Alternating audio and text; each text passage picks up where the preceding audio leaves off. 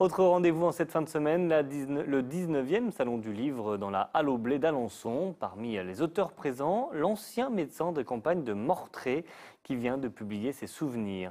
Damien Mignot et Jean-Pierre Bonnefond l'ont rencontré. Bonjour docteur. Bonjour. Je suis le petit-fils de monsieur et madame Chaboche. Patiemment, ils attendent leur tour comme dans une salle d'attente. À 85 ans, le bon docteur Lano a repris du service. Il prescrit désormais des mots, a priori très bons pour la santé. Écoutez, j'en ai lu une vingtaine de pages, je me régale et ça me remet au moins 20 ans en arrière. C'est tellement bien analysé. Elle s'ennuyait, et quand son chat allait courir au dehors, elle n'avait que ses vieilles douleurs pour l'occuper. Et sa vieille télé qui ne marchait pas bien, elle non plus. Ses enfants ne venaient pas souvent la voir.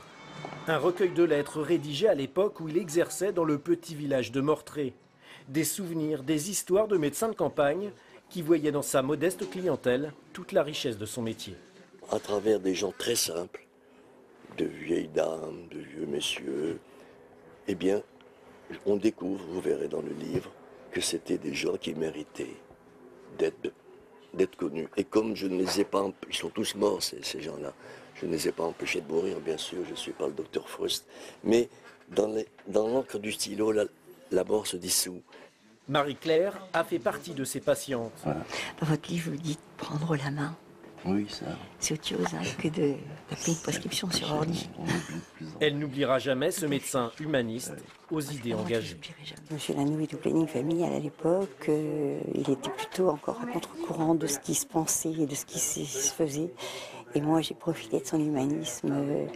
Il m'a vraiment sorti d'un mauvais pas et je ne l'oublierai jamais. C'est pour ça que je suis là aujourd'hui. Aujourd'hui, à 85 ans, je milite toujours, bien sûr, pas pour le planning, c'est réglé, pas pour l'avortement, c'est pratiquement réglé, mais pour le droit de mourir de la dignité, la DMD. Maintenant, on retrouve les mêmes adversaires et on retrouve les mêmes partisans. Cet amateur de poésie s'étonne de son succès. Lui qui écrivait tout simplement pour atténuer le cours du temps. Passons, passons, puisque tout passe, je me retournerai souvent. Les souvenirs sont corps de chasse dont meurt le bruit parmi le vent. C'est Apollinaire. Toute l'actualité régionale est à retrouver sur notre site internet basse-normandie.france3.fr.